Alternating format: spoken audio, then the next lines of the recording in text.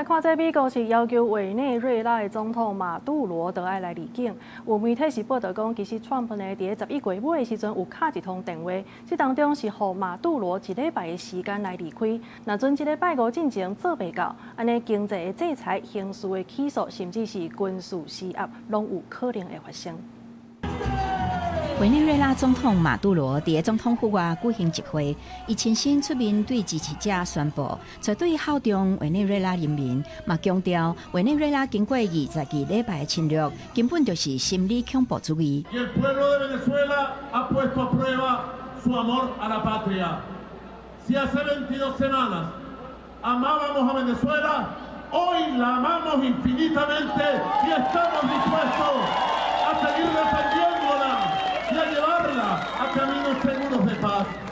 马杜罗会有这么大动作，是因为除了伊和美国总统川普两个人伫媒体顶悬公开对话以外，后壁还有一条关键的热线。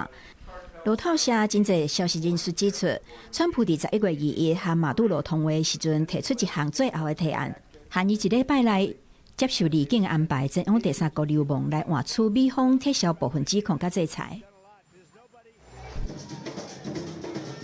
委内瑞拉首都卡拉卡斯市中心会当看到红拍拍的人山人海，执政党号召支持者出门保卫总统，配合马杜罗徛上舞台，摕千里镜看向人群的手，唱无爱战争爱和平的歌曲来跳舞，强调家己毋是问题的核心，而且是代表一个愿意捍卫国家的人民。伊一再保证家己对过身的前总统查韦兹就职会用一生的代价，保持对革命甲人民绝对忠诚，绝对袂伫压力下退让。Con el presidente Maduro,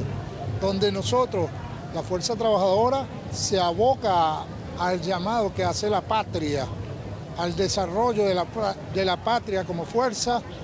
que hacemos para hacer respetar nuestra soberanía. 同一个时间，美军伫加勒比海附近的存在感嘛愈来愈强。美军的战机和运输机伫波多黎各罗斯福路的基地起降。